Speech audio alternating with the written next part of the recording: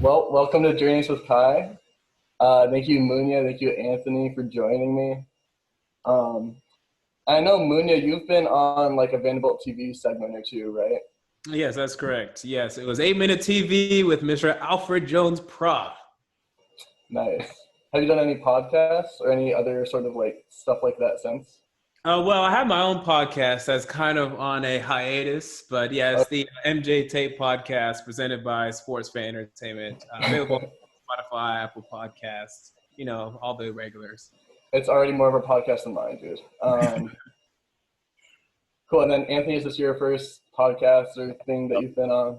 First thing ever, yeah. And that makes sense. You're a little bit young. Like, how old are you again? I'm 20. Nice. Very cool. It's all right. We'll show you the ropes.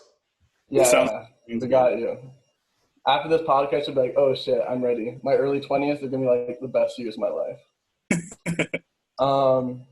But yeah, again, thank you both for taking your time to be on my podcast. So this podcast in general is basically just a couple friends that I know, or family and friends in this case, and someone that I think is successful in either traditional or non-traditional ways. And then usually I try to pair people off with some like common ground. So for both of you guys, it's sort of entrepreneurship. And Munya already sort of hinted what his was at with the MJ Tag and Sports Fan Entertainment.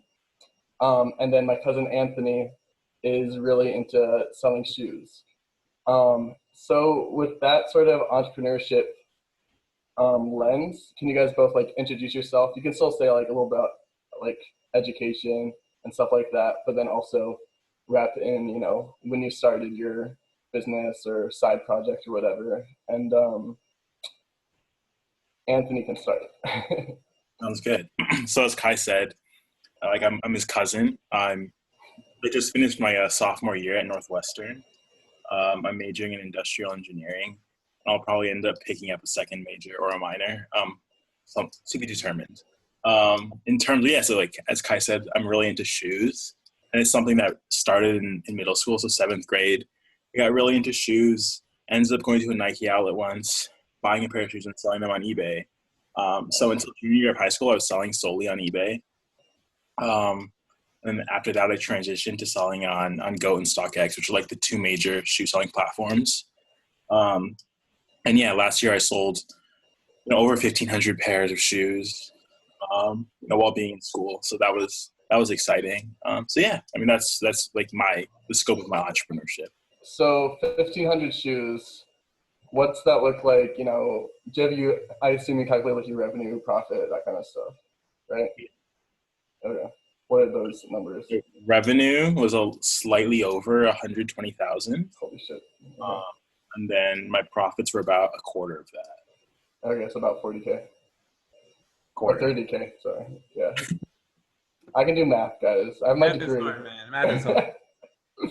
Okay, nice. Well, yeah, obviously a very sizable business. And we'll probably go into that a little bit more, especially how you balance that with schoolwork and stuff like that. I can tell Kai's been watching Shark Tank, asking about revenues and profits. Well, pairs of shoes is not a currency I'm aware of, so. Munya, do you want to go ahead? So I'm Munya, aka MJ from Sports Fan Entertainment.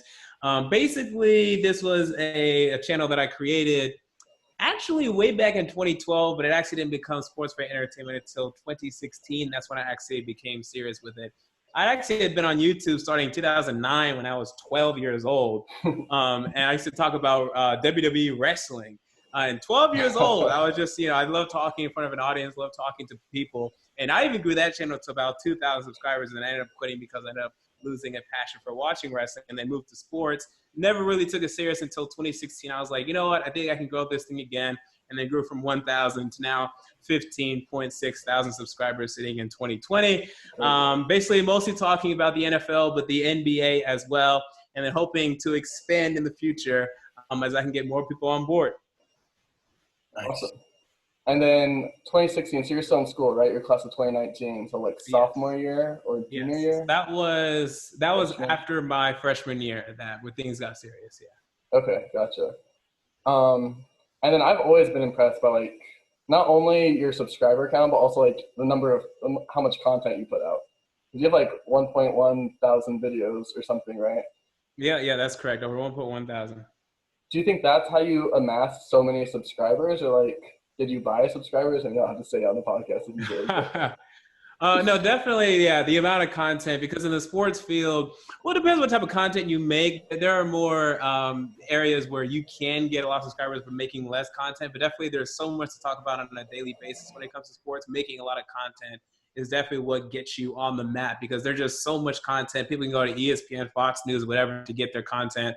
And it's more of like a daily news thing than just like skits, music, or something like that that's replayable. People are going to watch your video once, get what you said, and then move on. So if you're not creating more content, you don't have much rewatchability, and you're not really going to grow quickly.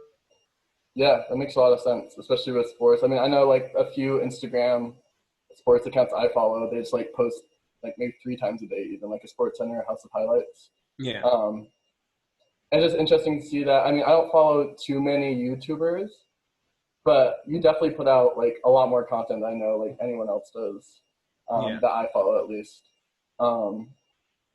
And have you monetized it all, or is it still just like trying to grow audience and stuff like that? Oh, yes. I am monetized. And to get into numbers, because we're talking numbers, it depends on how much content I put out. And views vary month to month, depending on like the seasonality. Sure. But it can range from as much as $500 to $1,000 a month in terms of revenue. And all that's profit for me. Right. That's straight up profit. So, yeah. That's awesome. Are the videos like your commentary or like highlights or what are? Yes, they're my commentary, and then I might include some highlights as well, but mostly my commentary. Nice.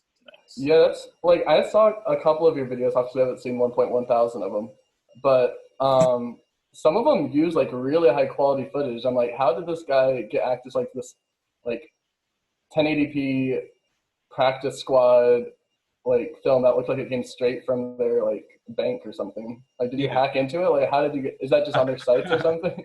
No, a lot of it's like readily available, like on their website or even on their YouTube channel. Some of them they'll like take a portion or even all of the monetization on the video. So I'm a little bit cautious of doing that, but I'll do it occasionally because they're not gonna give you like a copyright strike and take it down. So you get the improvement of quality, and then that attracts more subscribers, but you lose out on the monetization. But in the long term, those people stick around and then give you more monetization. So I try to balance those two. Okay. And would you say right now your build is still trying to build that audience? Or you? Yes, I am, and especially heading into this upcoming season we're going to have, where the NBA is coming back, the NFL is going to be going on at the same time. It's going to be the most intense sports season we've ever seen. So definitely preparing and gearing up for that. Oh, I'll definitely be tuning in, you know. Great. And then so I see as like content was the main way you got a lot of your subscribers on Sports Fan Entertainment, and repeatedly doing that. And for you, Anthony, is it obviously there's not really content you're producing, so is it really just keeping your inventory stacked? Is it posting in the right places? How do you get buyers, I guess? It's definitely so just the way the platforms go in StockX work, the buyer and the seller are completely anonymized, and then the platforms act as a middleman. So I'm not necessarily building like a reputation or anything, just because obviously they don't know who they're buying from. Yeah. But it's definitely like volume is how you make sales. In terms of like I used to sell a lot on eBay. Like the more you list, the algorithm on eBay works where they'll put your items like more near the front if you list constantly. And obviously I don't know for sure for like Go and StockX, but I'm fairly certain their algorithm works the same, because obviously when I post more shoes, like I'm selling like significantly more. But yeah, it's definitely just a constant stream of inventory. Okay. And the next question is for kind of both of you. So you guys have both been in your businesses or side projects, however you want to like frame it, for a while. So for Munya and Sports Fan Entertainment, at least 4 years. Yep. And then Anthony, if you 7th grade. Oh, math. Like 6 years-ish? 5, 6 years? 7 years, 6 years, 6, 7 years, something like Six, that. 7 years? Okay. So has there been like stages in your business where it's like, okay, the strategies that I used in the beginning aren't necessarily going to like take me to where I want to go now? Or any just sort of like mindset shifts or focus shifts that you've seen in the sort of time span of your businesses? And either one can go first. Oh yeah, for me, I've definitely become like more analytics driven. So I used to make, to me, like 1.1K. The first 2 years probably has 800 of those because I used to just like make a lot of content. And then I took a more analytics approach saying, okay, so where are the subscribers actually coming from? What are people actually watching? Because views is not always a great indicator, of how much people are engaging with the videos. Comments, actual watch time percentage. And then did they actually subscribe? These are all analytics that are available in YouTube Studio. And I ignored it for pretty much the first 2 years. I just cared about views and subscribers, and then that was it. But then actually looking at watch time, engagement, when did people click out of the video? It was because I was discussing this. Okay, maybe avoid that topic. So definitely like taking more analytics approach as those tools have become more available over time for me.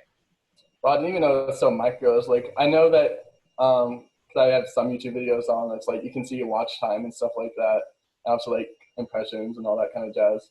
But I didn't know you could like tone it down to an exact time in the video and then be like, oh, all my viewers dropped out after I started talking about this or something. That's really interesting. What about you, Anthony? Any stages or anything like that?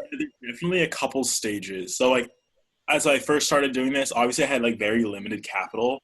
So a lot of my products were coming from stores like Ross, Marshalls, Burlington, Nike outlets, and I was getting maybe 10 pairs a week in terms of buying them.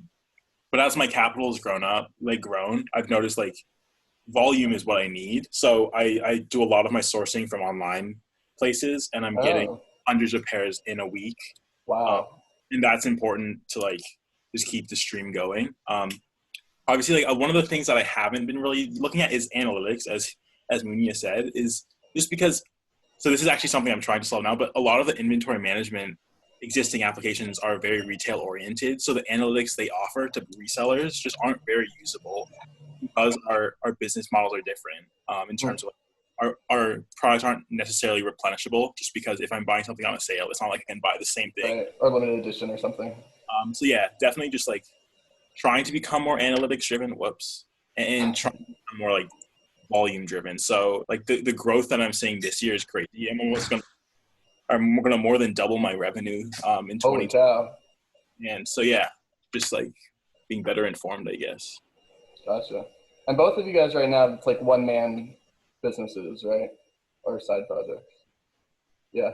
For me, yeah. There was a time I actually had a staff of like writers, and I was actually trying to go into writing. Then as I found more people are like moving away from like reading articles, they just want to like watch videos, they want to go on Instagram. So Very true.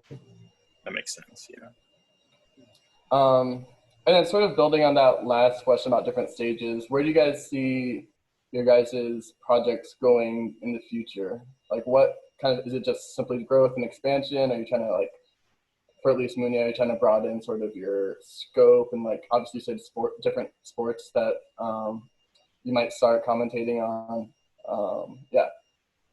Oh yeah, definitely expanding, broadening my scope. I'd love to also bring some more people in. And my main thing is I just love, talking about sports to whoever. I don't even care who, I don't care even how big my audience is. That's just something that I love to do. So as long as I have that, I'll be all right. But at the same time, I know how big this can be. So I definitely want to keep growing it as much as I can.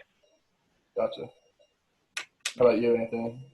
Definitely just trying to drive more volume. I think the more I've realized, like, this is definitely a business I can run like very hands off. Like if I hired someone to do all my packaging, all my like receiving all my goods, like really the only value that I need to bring to the business is finding the deals and actually buying them. So like something I can do online, and then I could hire someone else to do all the labor. That's the sort of direction I'm trying to move towards. But obviously that's easier said than done. Yeah. And by the way, Andy, I have a question actually for you, if you don't mind me. So how much time do you think you spend on your side business? Is it, if you could put it by either per day or per week, How much time do you think he's put in? That's so it's difficult just because a lot of finding the deals is just me being on social media, being on Twitter, and I follow a lot of accounts that tweet on like shoe deals, and then so it's not like necessarily me saying, oh, I'm gonna look for shoes now, so I'm devoting like this time to just looking for shoes. A lot of it just happens like naturally, but I'd probably say when I'm at school just buying, maybe 1 to 2 hours a day, just because. So the way it works is that when I'm at school, my mom is the one who's shipping shoes for me. Oh wow, that's nice. Did she take a cut? She doesn't, not yet. Wow, okay. But one day though, one day. And she's paying for his education. Okay. Yeah. And then, so 1 to 2 hours is like your average during the school year? Yeah, probably. And then what about like in the summer or like weekends, I guess? So last summer was a lot different just because I was going basically out to buy shoes every day. Obviously now I can't just because of what's happening in the world. But probably definitely a lot more. I've been spending, so obviously my school year just ended, but I've been spending a lot more time just because I've been home. I've been spending a lot more time around my inventory, just like organizing it well. And I've been spending a lot of time buying. So yeah, like this quarter, so Northwestern's on the court system. I've been home since end of March. I've probably bought 1,000 pairs already.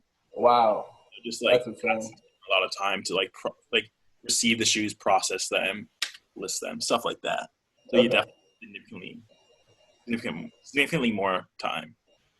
Gotcha. And now that you brought up like coronavirus, and I think Munya, I'd assume yours. Oh, actually, never mind. You're also impacted because sports have gone down. I thought like, oh, you're just making content. You can make content. But so how is? Have you guys seen any dip in sales or maybe even increase? Not sales, I guess profit or whatever views.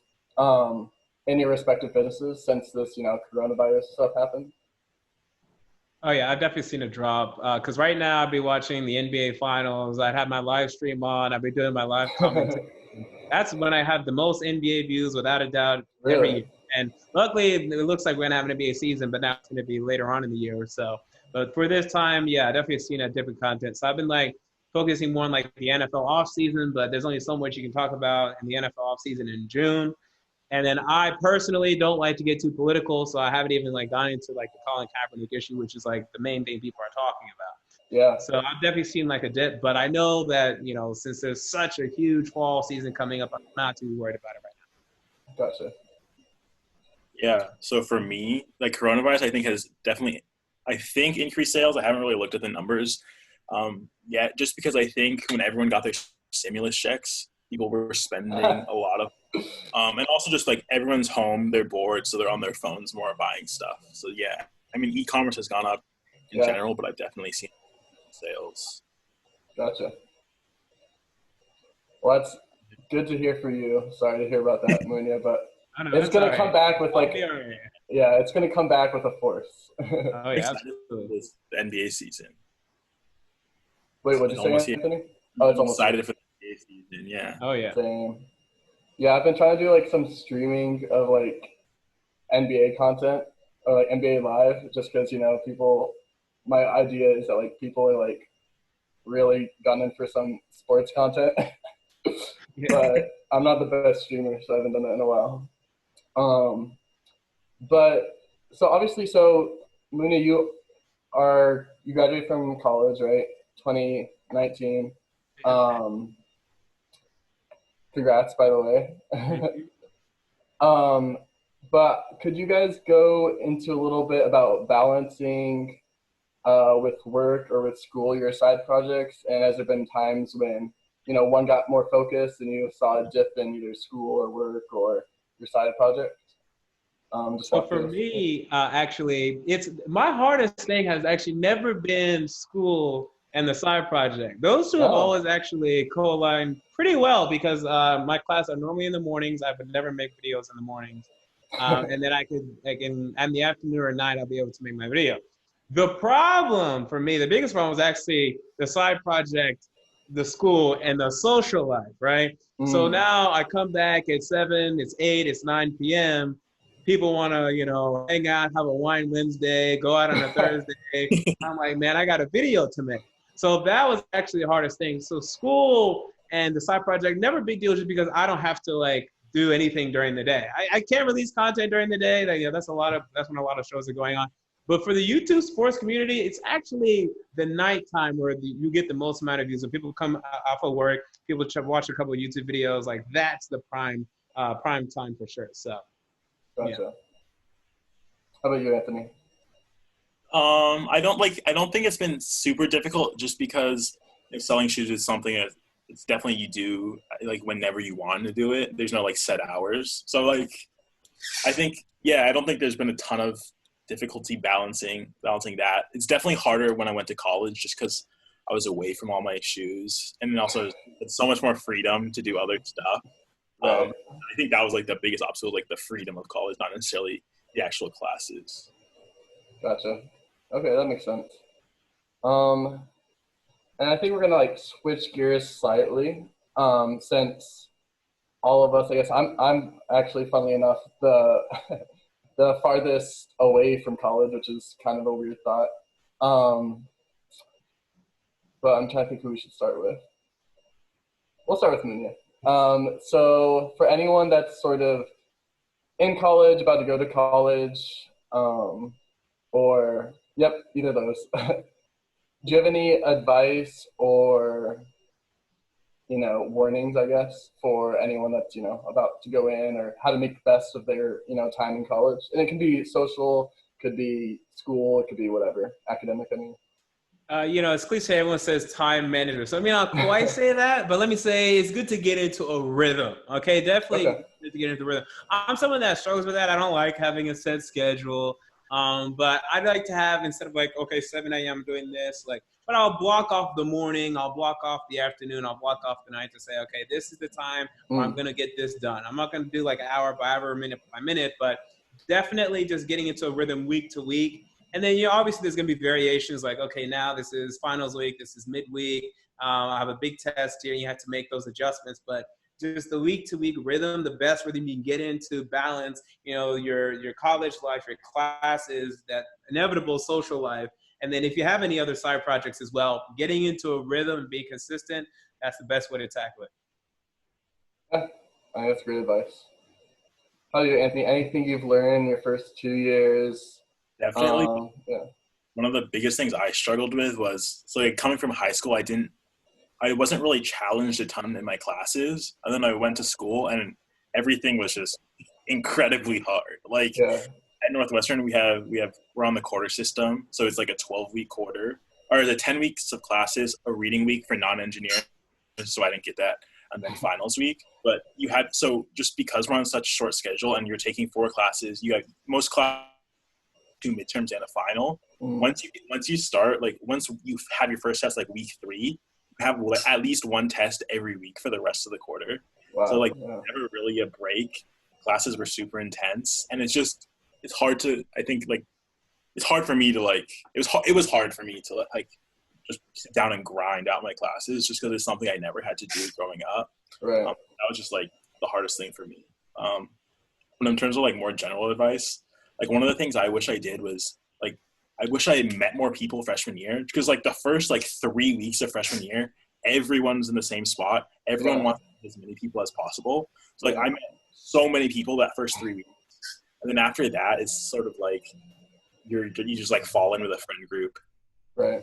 And you don't put yourself out there as much. But I wish I put myself out there for a longer amount of time. Dude, I'll never forget like the first 3 weeks, first month of school.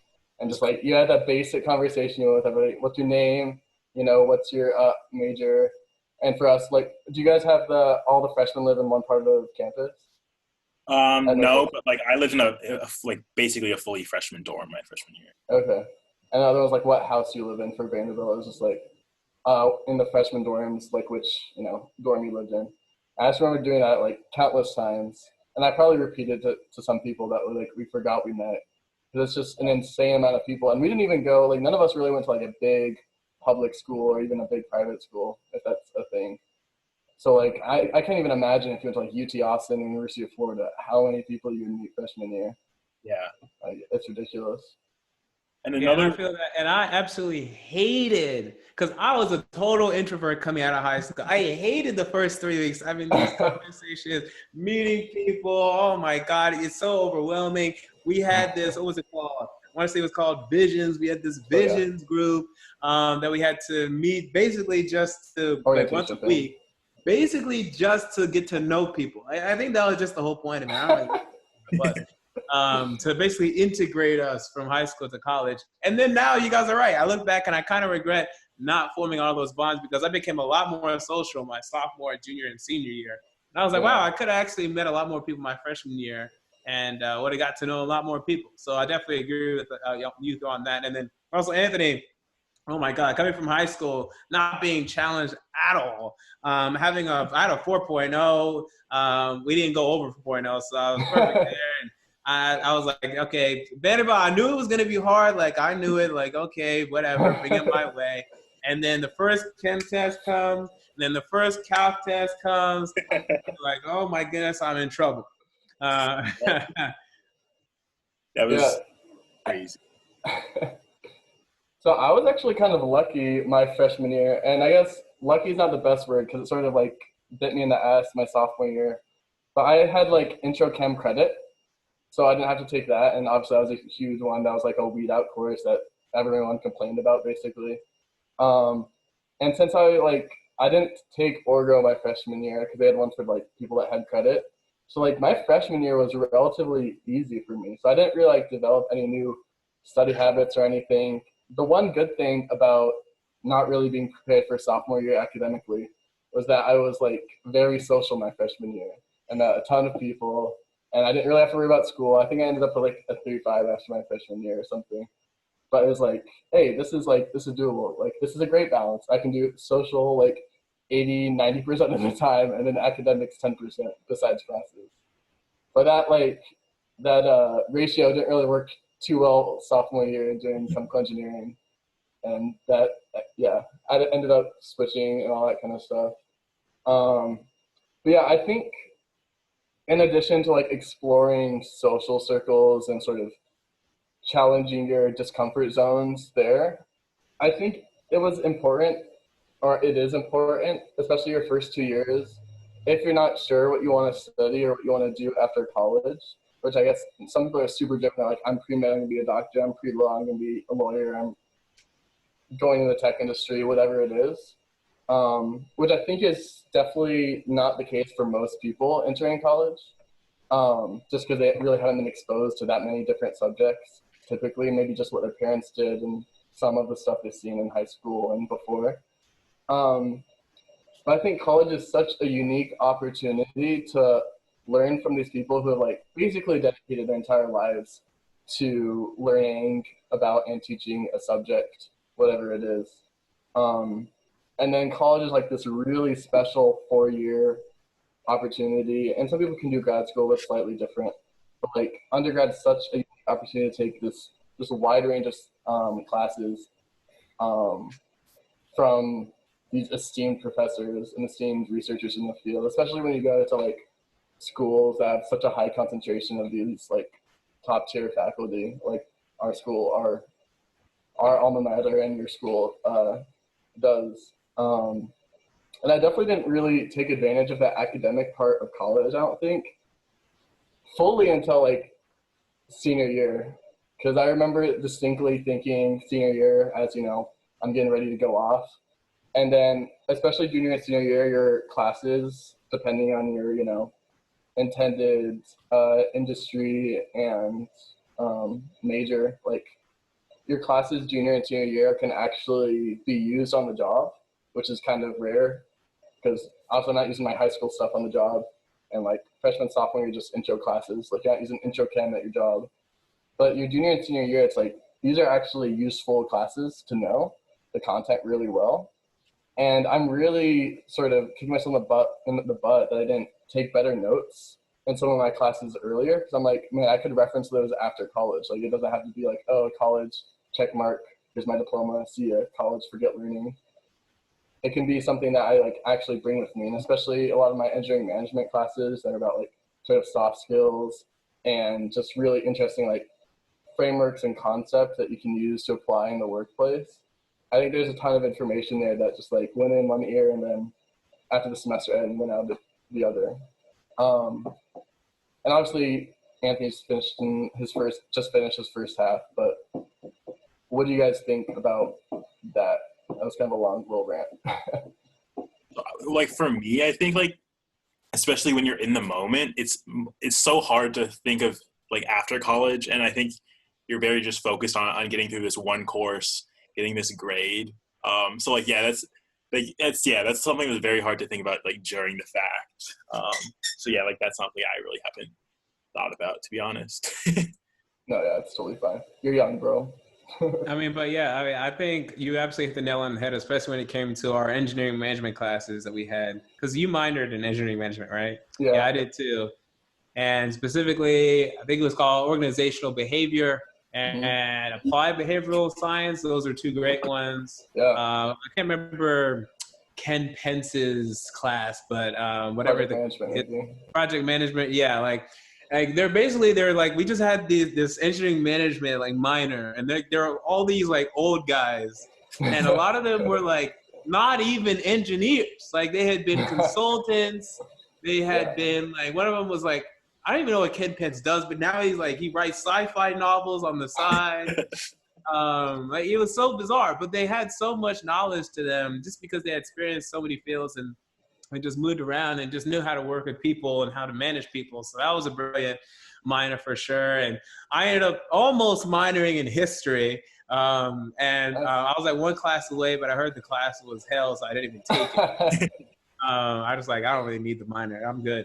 But I took American Indian history, and modern. I didn't even know there was modern American Indian history. I was like, what's modern American history? Casinos and alcohol. I also took Latin American history.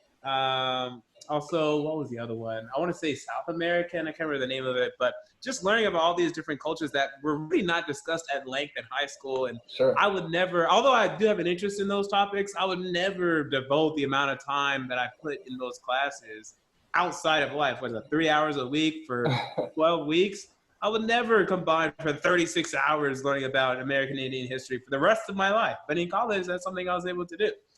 So definitely taking advantage of those opportunities is definitely paramount. And we definitely recommend to anyone, especially you, Anthony, being in college, to just take even those classes like American Indian history. What is this class? But you'll learn some things that you could even cite now whenever, the injustices take place right in front of us. You have some brilliant things that you can cite.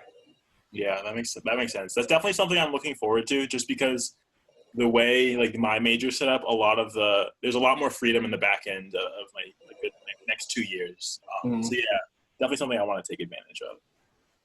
Yeah, I mean, it's really interesting, even just from, I don't know if voyeuristic is the right word, but just to like browse through the catalog and see all these like really niche classes. Like one of them that I took that's obviously like super relevant now was originally supposed to be contemporary philosophy, because I've always found an interest in philosophy.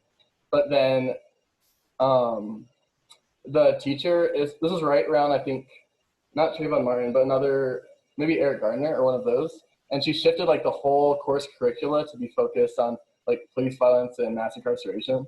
It's like a pretty happy-go-lucky class. No, I'm kidding. It was a really useful class. Like I definitely, have you guys seen the 13th on Netflix? That documentary? I know which one you're talking about. Yeah, James, I haven't, but I know which one you're talking about. Okay, no worries. But like a lot of the stuff that was covered in that class was also covered in that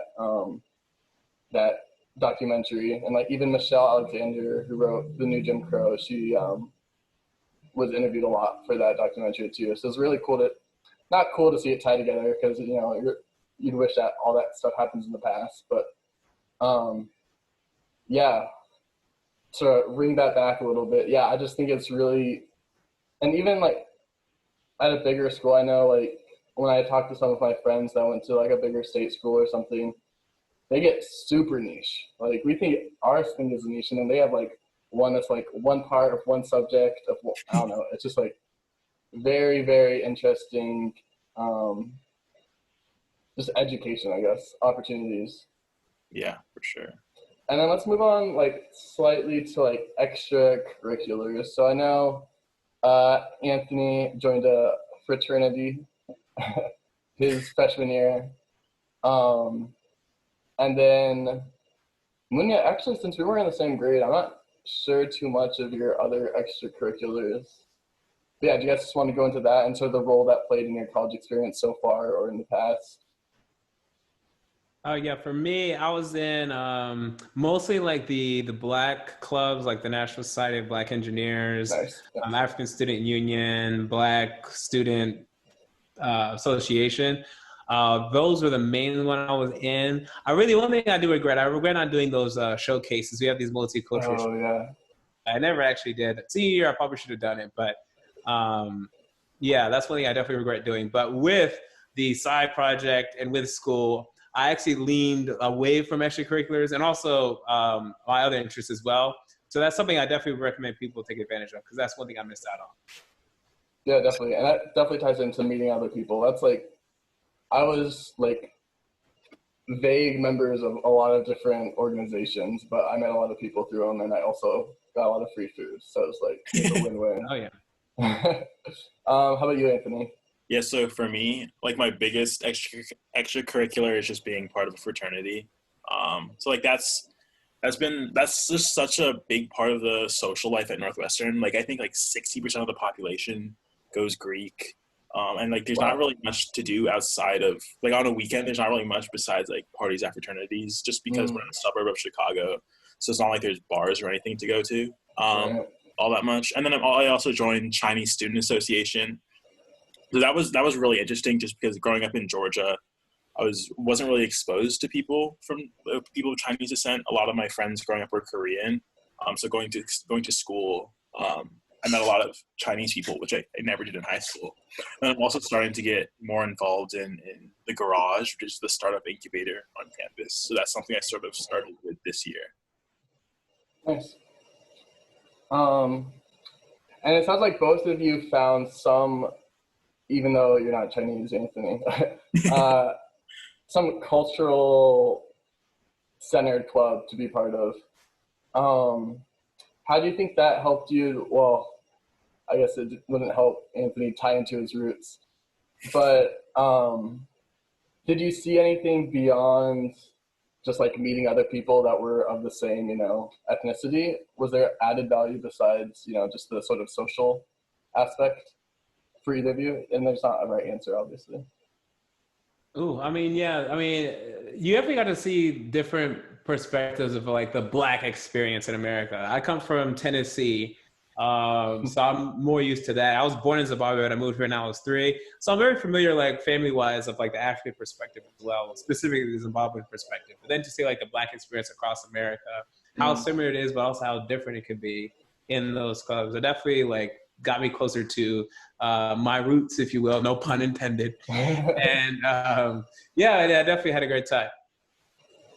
Yeah, for me, like one of the reasons I joined the fraternity I did was because it was one of the more diverse ones, even though like that's not really saying much. So there was a lot of like people that were Asian. So that was interesting just because I was exposed to, other types of Asian people who grew up throughout the United States, or, some people even overseas. So that was just seeing different perspectives, like Munya said, was really interesting. Cool. And then sort of leaning into that, but more about earlier, how was growing up, especially Munya, since you actually were like an immigrant or first gen, and then me and Anthony are second gen. How was like that experience for you being an immigrant in America? I guess it was when you were 3, right? Coming from Zimbabwe? Yep. And you landed in Tennessee? Yep. Okay, gotcha. Did you feel like, you were a foreigner or international kid, early on? Or was it really just like, I speak another language, or my parents, have a accent? Like, oh, no, definitely. And even I had an accent at that time, walking around 3 years old. Hey, let me get that Creole. Like I had a little accent, and the kids definitely do. They definitely picked up on it. I mean, the name Munya was enough for them to pick up on it. But if they needed any more indication, any more confirmation, I was definitely providing that. And I was so socially awkward compared to like the United States, because in Zimbabwe, basically the social, there's not much politeness in Zimbabwe. We're very blunt. We're very like straightforward, especially children are very aggressive. So I definitely had to learn how to be more polite here, not just take, toys, not just, be rude to people. Like, no, you definitely had to learn respect to abide by like the American social standards. So the transition, well, it took, not too long for me. Probably by the time I was in first, second grade, I was fully accustomed, but there was definitely a transition there. Gotcha. How about you, Anthony, both your parents are immigrants? I don't know. It's definitely something. I mean, I'm sure you can relate to it as well, just because like we're obviously very similar. Like our parents have American accents. Mm-hmm. Like we didn't speak a second language at home, so it was definitely hard to like identify with being like a minority, like in that sense. Right. So like I don't necessarily think it was different for me. My camera keeps freezing, but yeah. I mean, what do you think? Yeah, I mean, I definitely felt like very Americanized for sure. Yeah. Never had an accent. My dad never really spoke Tagalog at home. And then my mom's white, so like obviously didn't get much culture not Asian culture from her. White people have their own culture. So yeah, I didn't definitely feel different than other people, I guess. I know it's really common, and not just Asian, but any other, second generation. And where I grew up was a lot whiter than where you grew up, Anthony. So like, I was definitely more the token Asian kid in my classes or my school than I'm sure like you felt like you were. So I mean, that just like a little bit of imposter syndrome, I guess, and a little bit of wanting just to like, what's it called? Integrate, there's another word for it, better with like white people and stuff like that. Assimilate, there we go, that's the word. So I definitely felt that fairly strongly. And I think for my experience in college, and I did a lot of those cultural showcases, was involved in our Filipino organization, not greatly again, but in all the Asian organizations that I was a part of, like SACE, the South Asian one, ASA, Asian American one. So that was definitely cool, just like Munya said, to see like different perspectives with people with the same like minority or same race, and see how different those experiences are, but also see like the underlying sort of foundation of that like culture almost. So like, and I think this is definitely true in African culture, but same with Asian cultures, like family is sort of like the bedstone, right? Like those are your ride or dies. Yeah. And speaking on that, like I initially moved to Nashville, but we lived with two families that took us in, and they lived in like a very, upper middle class area. So I went to school with a bunch of upper middle class, like mostly white kids. There were definitely some black kids as well, some Asians as well, but mostly white kids. And then we moved to Laverne when we actually could afford our own house. And then I was in a population where it's almost like 30% white, 30% black, 30% Hispanic, and then 10%. Wow. Like that, it was very diverse, and then that was a shock. I was like, "Oh my goodness!" Wow, look at the diversity here. So I definitely got to get both perspectives of it, and I'm definitely appreciative for that. Gotcha. And then sort of tying that into your education and career aspirations or actualities for Munya, how do you think being raised in your respective cultures, or even if that's like too broad, just like with your specific parents, what sort of like values or dreams almost do they instill in you going into college and looking after too? I can give you an example if you want that to be more specific, or if it didn't make sense. Oh, no, that makes sense. So I guess for me, the main thing that my parents definitely instilled in me was that, this is again kind of cliche, but just to outwork everyone, just to work hard, because we came here. I'm not gonna say we had nothing, but we didn't have much. We didn't, like I said, we lived with two families that literally took us in. We didn't pay rent for 5 years, and then a couple years after that, we could finally afford to move out and then buy our own house. I slept on the couch until I was 10.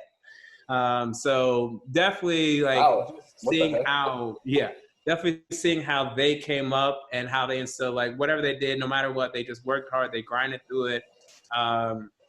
My mom finished at Vanderbilt's Divinity School. My dad finished at Belmont's business, and then seeing them right where they were, and I just wanted to follow in those footsteps. So, like, no matter what happens, like, and especially, you know, today we speak a lot about privilege, and it definitely exists. But my parents instilled in me, I don't care about what privileges other people have. You go out and you work. And if you work, you can overcome anything. You can overcome the disadvantages that you have that are absolutely there. You can overcome them without a doubt if you go out and you put the work in. So that's the main value, the main principle, the main core, the main thing that I believe in for sure, that they instilled in me. Wow. That was better than I could have hoped for. All right, yeah, Anthony, go ahead. Camera keeps cutting out. But yeah, for me, I think it was like very similar. I think we grew up around a lot of privilege, and my parents, I think we were always cognizant we were at some sort of disadvantage. I do think it's definitely real. So it was like, the value is like, work hard. You're gonna have to outwork other people just because they're like they start in a better place than you do.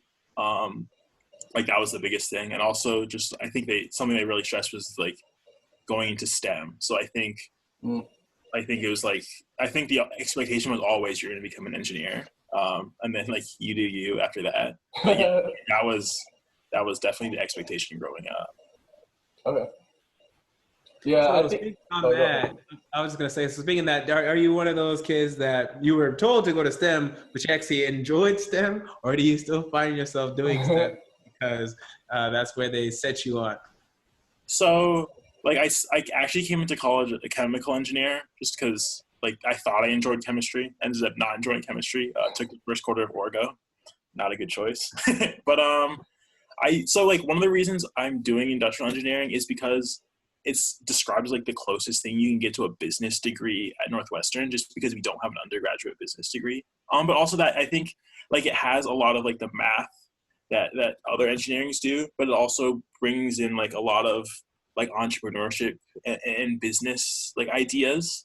So I do like some STEM, like I really like data analytics and stuff like that, but I'm not a huge fan of like chemistry or physics. Like it's fine, but like it's not something I'm super fond of. And then also related to that, how has your family received, or what are their views on your side projects? And has it always remained the same, or when you started, they were like, why are you wasting your time on this, Munya? No one's listening to your fucking YouTube channel. Like, I mean, yeah, it's funny because I started when I was 12. And my mom thought like, no, don't do it. This is the internet. Like, don't put yourself out there. The creeps are going to find you. They're going to do this and blah, blah, blah. I used to be on Skype, and I made like lifelong friends on Skype that I still talk to this day. Wow. But we definitely ran into some creeps, definitely some experiences where people pulled out a couple of their, genitalias on us and whatever. We were just kids. Definitely a couple of times I got hacked. Pulled up gay porn, just like being naive. I crashed a couple of computers with viruses, so a lot of our concerns were legitimate. But as time went on and I built my fan base, they're like, oh my God, he's actually kind of good at this. And they always knew I was a good speaker. Yeah. So it didn't really surprise them. They're just afraid when I was just that young. By the time I was 16, though, they were all for it. And now they're very proud of it. They like to show everybody, oh, my God, look at Munya, look at his video. He does this YouTube channel, blah, blah, blah. So the support has definitely grown over time. Gotcha. How about you, Anthony? Yeah, I think one of the things my parents always, like, instilled in me was, like, find something you're passionate about, and do it. But, like, I think, like, when I got to college, my mom was like, you definitely need to focus more on college. Like instead, like this is not what you're gonna do all your life, which is something I understood. So I think that like that's one of the reasons she does like ship a lot of shoes for me, just because she doesn't want me to have to like spend time on that, which is something I'm really thankful for. But yeah, I mean, I don't think I think we all know this is not something I'm going to be doing full time ever. So it's sort of something that I'm doing for fun. It's just something I'm really passionate about. But I think now their mentality is like college is more important. Focus on your studies. Yeah. Definitely makes sense. I think when you're talking about side projects, I think timing is super important. Yeah. Like there could definitely be the right opportunity, you could have the passion, but if you don't have the time for it, or if it's like timed wrong within the industry, that one's like sort of doesn't really matter. but it can definitely affect how well your side project does, and all that kind of stuff. So along that same route of timing, and you guys both started yours pretty early. If you want to go way back early for me, it'd be like 12, right? But to those listeners and viewers who are thinking about starting a side project, but haven't yet started, what is your recommendation for them for like ideas on like, okay, when you have this and this and this, you should do it, or you should have done it yesterday, like it's never too late? Like, what's your kind of recommendations for them? Yeah, definitely have like an initial plan, but definitely start. Like, definitely just get the ball rolling. If you have a side project that you're interested in, do a little bit of research, just to make sure it's not like a complete waste of time. But if you know something that's it's already out there, you just want to join in, yeah, absolutely. If you want to go like invent something new, obviously check if there's a market for it and all of that. But if you're just like I want to be a gamer on YouTube, dude, start. I mean, not literally buy the equipment and just start. You never know what's going to happen. And then you never know if you'll take or not. I can only speak for YouTube primarily, but YouTube, the thing is, there are so many YouTubers I know that have blown up. Like, I know a guy that he's on CBS Sports Radio now. Wow. Every night, I think like every Thursday at 8 p.m. And I knew this guy. I used to talk to this guy back in 2011. And if you would have asked him, was ever going to go there, he would have said, no, I'll never make it there. And there he is. Yeah. So this is just something that you have to go out and get. And you'll always be surprised, because I was a complete and total nerd in middle school. People thought I was so introverted that I had no communication skills. I turn on the camera and then all of a sudden people like me. People enjoy what I have to say, and I'm able to grow something. So you just never know, just start.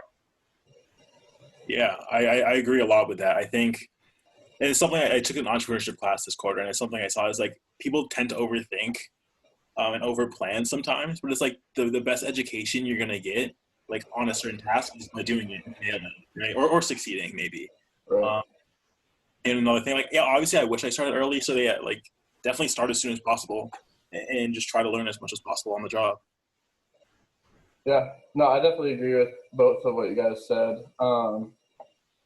I don't think I definitely don't have any side projects that are as fully in depth as either of y'all. I definitely don't spend as much time. I definitely like just do little like bursts like every week or so. Hopefully this will be one podcast I can have a more steady, output for. But I definitely agree to like just start and put yourself out there, especially unless you're just like selling something, especially anonymously like Anthony does. If you're like more in like the content creation type space, like nothing really is separating you from or stopping you from doing that, right? Maybe it's like a better mic or a better camera or something. But like content creators, like the base of it is just content, and that's just you saying something, right? But as long as you think you have something to say, there's really like not too many downsides of just like recording it and saying it. And you don't even have to like, the thing is, unless you do it like live or something, you don't have to like post it right away. Like, oh, I recorded this like 30-minute rant on whatever and it's complete trash. Like, okay, yeah, don't post it. But even just going through that experience, I think just like what Anthony said, you'll get better at it. And especially when I first started Twitch streaming, and Anthony can definitely speak to this, like I was just playing the game because I'm not used to like talking. So I just like played the game and there was no comments. It was just watching like crappy gameplay videos. So not that I'm like that much better now, but I definitely feel like I'm more comfortable, talking and vocalizing sort of like my thoughts when I do play. And I don't want to have like the cliche entrepreneurial like mindset, like, oh, everyone can start their own business. I mean, for some people, they just want to work their 9 to 5 and they're happy with that and they want to go home, be with their families and whatever. But me, I enjoy what I do. My job is watching. No, don't get me wrong. I enjoy what I do. But like after work, man, like I definitely want to relax. I definitely want to chill, but I want to do, something that I'm really passionate about, something that, excites me, something that because it gets a little monotonous at times. You know, we don't have many vacation days. You know, enjoy college right now, Anthony, because your vacation can go from 90 days. I don't know how many days, at least 90 days. To we get 23. So that's pretty good, actually. It's going to go down quite significantly, and it's going to become pretty monotonous at times. So, you know, especially for you guys out of college, in college is a great time to start it, and then you realize after college, like, good, I'm happy I started that. Now let me continue. Yeah, that makes a lot of sense, actually. Yeah, definitely going into work, though, like after school, is definitely like a huge shift. Definitely the monotony is a big thing. And luckily I did a rotational program, so that was breaking up a little bit. So like every 6 months I started like a new job basically. So that definitely helped break the monotony. But I really like the idea of a side project as a way to sort of hone in on different projects passions and hobbies. And also just like, it's usually a little bit more volatile than work, right? And that's the other thing, like when I started Twitch streaming, and like that's one of my smaller side projects. I don't even know why I keep mentioning that one. But like it was something I started during the quarantine because I was just playing a lot of video games normally. So it's like, man, I'm playing so many video games. And I was getting, a couple of them I was getting like fairly good. So it's like, what do I need to like become a streamer? It's like, oh, you might need this game capture card and like maybe a gaming headset. And I was like, that was it. So I was like, I didn't even break my routine really. Maybe I added like 5 minutes of setup before every time I gamed if I wanted to stream.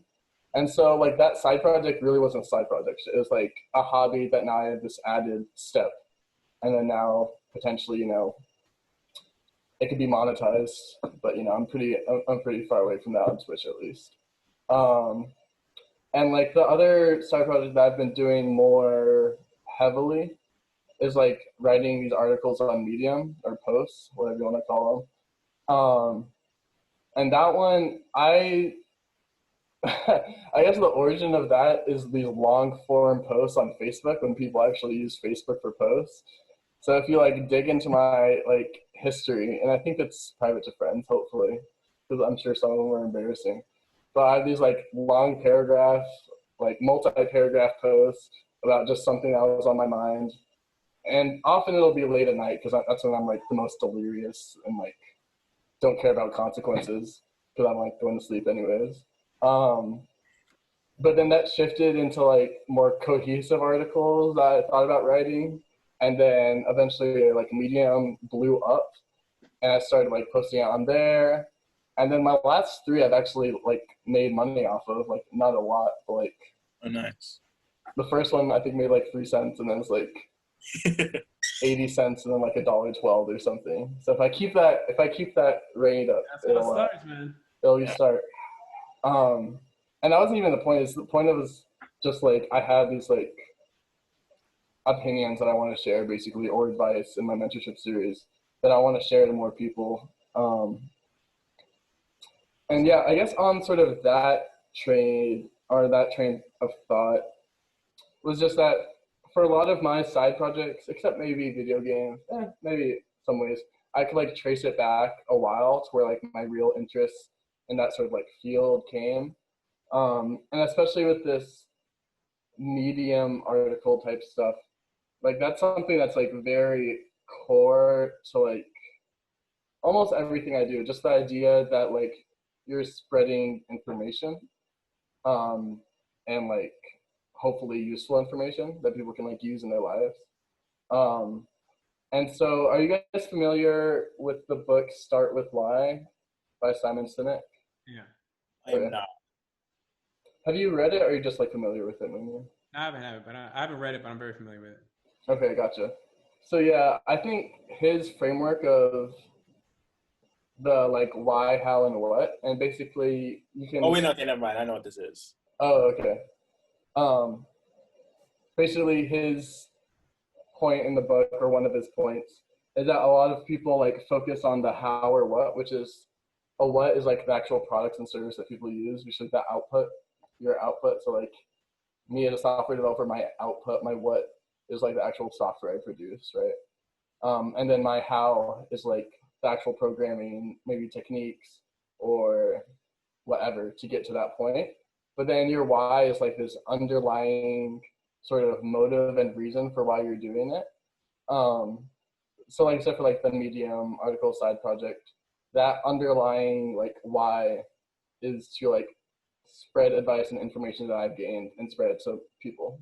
And I've done that in mentorship in college, more like through these different organizations. I was a mentor in like 2 or 3, where they paired you off with someone, and like that was a really easy way for me to sort of like enact that why. So that was like when my hows was the mentorship program, and then the what is also slightly different, just sort of like these informal dialogues with people. But for you guys, what do you see, and this can relate to your side project, but it doesn't have to be, as your like why or possible why? And it's a pretty hard question, especially like if I would just finish my sophomore year in college, I would not be sure what my why is. And my why right now is still being formed. But what do you guys, like, if you took a stab at it, or you might already have it ready, what would be your whys? So for me, I basically have in my life my big 3 when it comes to, I guess like the main aspects of my life, like outside of like friends and family. It's basically like my passions, let's say, yeah. Sure. So number 1 would be like software development / engineering. And the why I love that is just I love just the difficulty that it presents me mentally, and also, I mean, I can find that in a bunch of other fields, but just I've always like been in love with computers. I've always loved software. I've always loved that aspect of technology. So just going back to just being mentally challenged and just figuring out like all these algorithms and whatnot with computers and with the capabilities that it has, that's the why there. The why I enjoy sports content and really just, you know, making any sort of videos and just talking. I'm someone that, like I said, I was always like very introverted, but I have a lot going on in my mind. I'm very opinionated. I love to be a contrarian and challenge people on points. And I just love to put myself out there in front of the camera. That's just something that I've always loved to do. So that's the why there. And then fitness is my third big passion. And I do that mainly just because I just love pushing my body just to the absolute extreme and just seeing it change and transform and seeing my hard work come to fruition. So those are my 3 big things, my 3 big passions, and that's the why for each. Great. Wow. Very well thought out answer. Thanks, Munya. Yeah, so I see like 2 like major things in my life. So first, like my major, industrial engineering, just because I'm really interested in like data analytics. I love numbers, and I just love like the idea that you can like optimize a system to be like the best it could be. Like that's just something that's really interesting to me. And then like shoes, I think like you guys sort of touched on it a little bit, is like the monotony of like a 9-to-5 job. Like I'm someone who tends to get like really bored when I'm doing like one activity over and over again. So I definitely don't see myself working like a 9-to-5 all day or all my life, right? So like I want to be at a point where money's not a worry and I can really just do what I want. Like I always think I'm going to be working on like a side project or like a business. Yeah. Like I like a roller coaster ride rather than like a car ride, I guess. Well, it depends what kind of road you're going on. But yeah, definitely. Yeah. And then, yeah, you definitely brought up something that I also want to talk about, in that, let's say for Munya, it'd be like your 9-to-5 job as a software developer. If that like went away, and then for Anthony, for school went away, either for like mystical reasons or I don't know, software engineering somehow like crashed and like you lost your job and you couldn't get another one in that field, how would you guys spend your time? And also, let's say money is not a factor. Yeah, for me, definitely sports and fitness. I would just do my YouTube channel all day in the morning and night workout. Or actually, probably switch those. Probably, yeah, in the morning and early afternoon, do fitness and all that. And night, do sports. So that'd be my thing, 100%. I would love it, 100%. I love it now. Pushing in the 9-to-5, I can still fit it in. But 100%, there's nothing else I would do. I'm still interested in like other STEM fields. Like I've always liked math.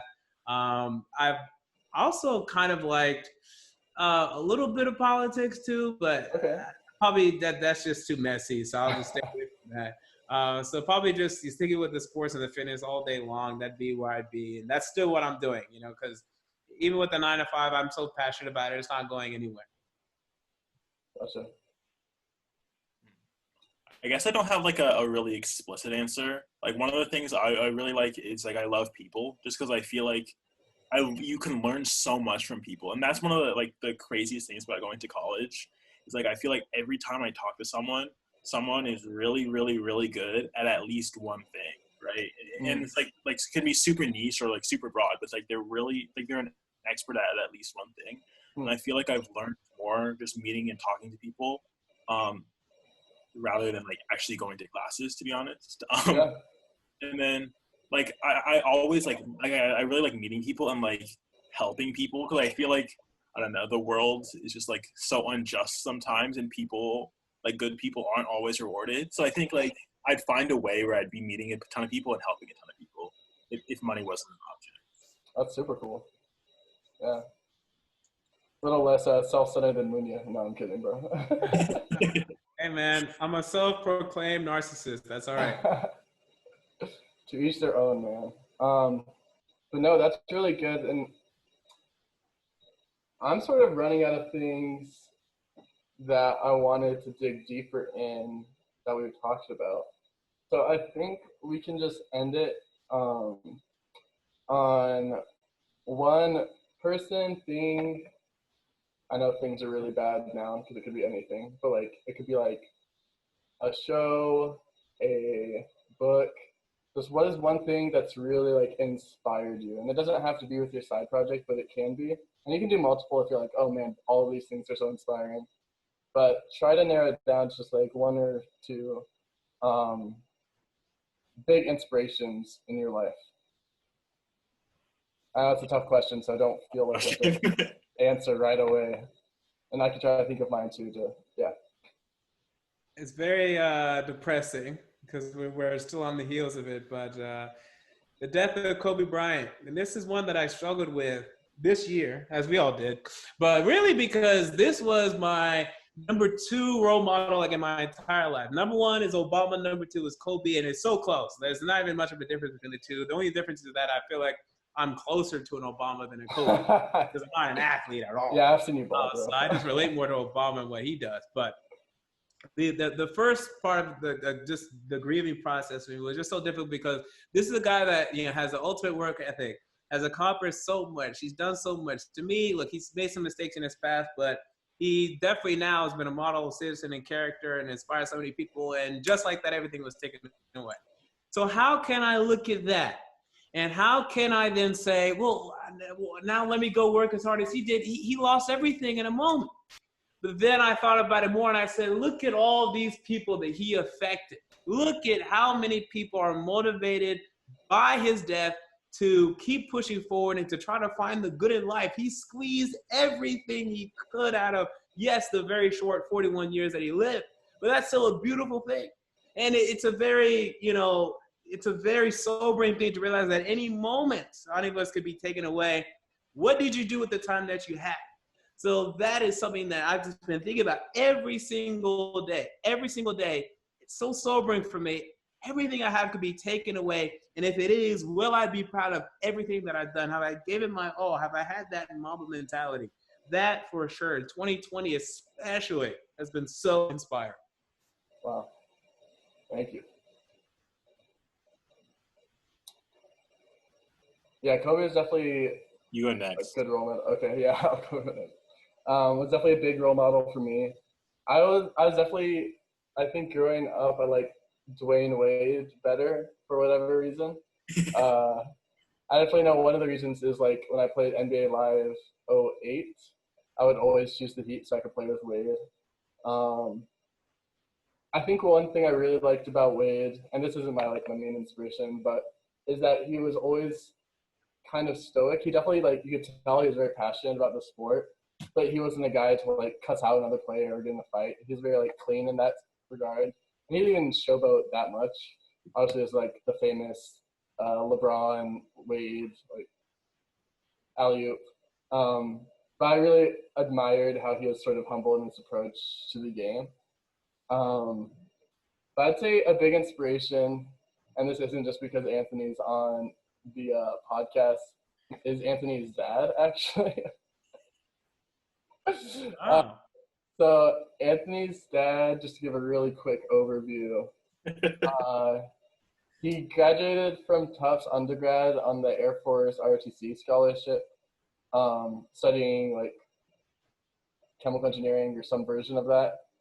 And then he served his time in the Air Force because of the ROTC scholarship, and then got an MBA from Stanford. And that's basically propelled him, I'd say, through the rest of his career.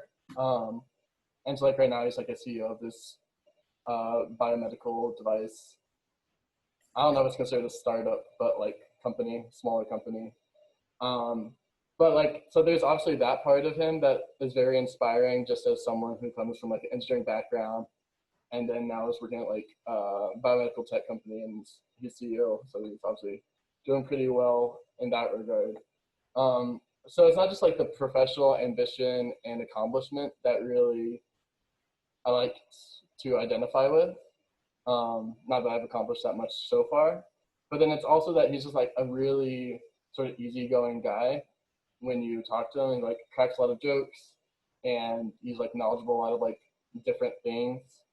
Um, and he's definitely been sort of like a mentor to me growing up, especially as I got older. Is into like, hey, what do you think about like colleges? What do you think about majors? What do you think about like these different jobs?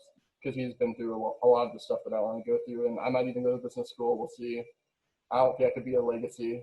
I don't think you can refer me to a Stanford MBA, but I'll definitely try to. But he's just been that kind of person that has had a lot of things going well for him.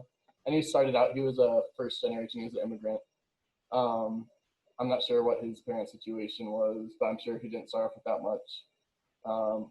So I just really identified with his narrative. That was a big one for me, for sure. Hopefully that's not Anthony's.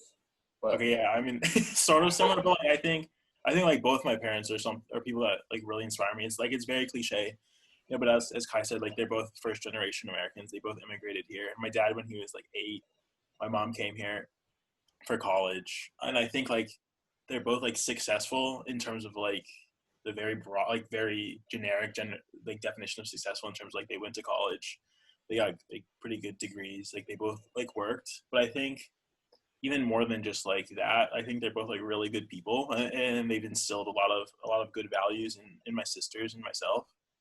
So like yeah, they're definitely people I admire a lot, and I think one of the things that like keeps me going is just like trying to like satisfy them and like not like disappointing them is like something that really pushes me to keep going. So especially since like because like I don't know, I feel like they put me in such like they started at like a much lower position than me, just in terms of like financially, in terms of like their opportunities. So like and then they've achieved so much, so I feel like the expectations are high for me. So yeah, I guess it's my thing. Yeah, because I'm sure Munya identifies that like sort of story a little bit too. I mean, he's actually an immigrant, but also both your parents were immigrants. um, but yeah, that's it. Thank you so much, Anthony and Munya, for being on my second episode of Journeys with Kai. Um, hope it was a good experience overall, and you know, I really appreciate it. I really enjoyed how this one turned out. Of course, I'll look over it again after, but I think we went over some good stuff, and I hope you guys feel the same. Yeah, I definitely feel the same. Yeah, me too. All right, I'll see you guys later. Yep. See y'all.